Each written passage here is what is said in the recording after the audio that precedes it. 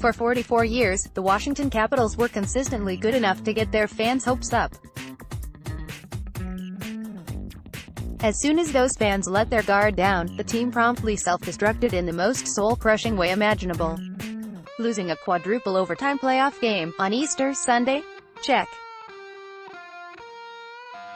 Being eliminated time and time again by the Pittsburgh Penguins, their most hated rivals, rubbing ample amounts of salt in the wounds.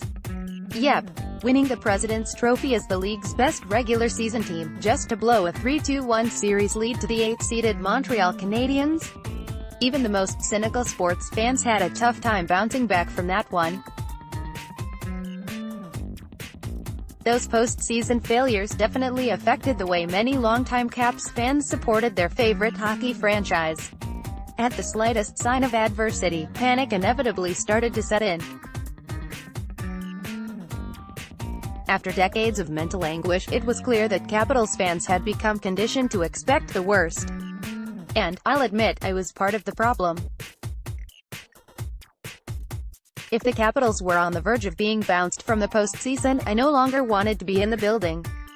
Rather than subjecting myself to yet another sad metro ride home, I opted for the safety and security of my basement, where I could hunker down for the team's annual collapse.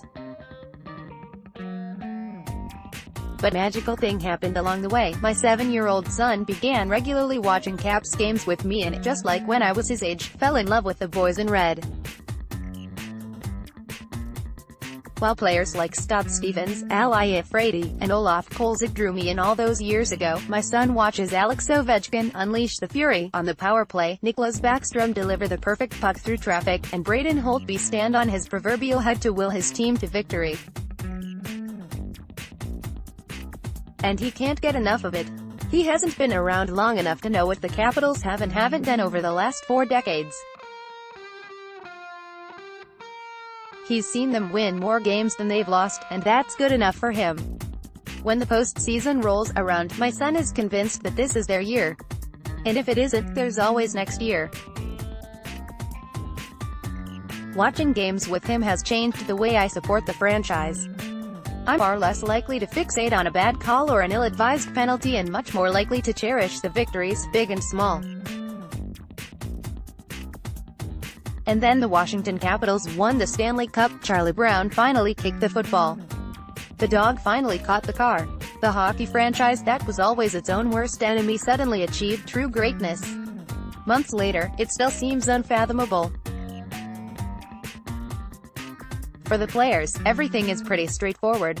Each of them got to spend a day with the cup, snag a ridiculous championship ring, retail cost $12,018, and then watch as the team raise the championship banner to the rafters at Capital One Arena.